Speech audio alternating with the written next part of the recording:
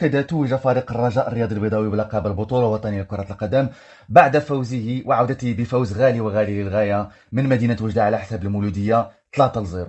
الرجاء اللي قدم موسم خرافي، موسم حطم فيه أرقام عديدة للغاية، موسم لأنهاه الفريق البيضاوي من دون أي هزيمة وتوج بذلك على عرش الكرة المغربية المحلية لهذا الموسم. إذا هنيئا للرجاء، هنيئا لكل مكونات الفريق الرجاوي.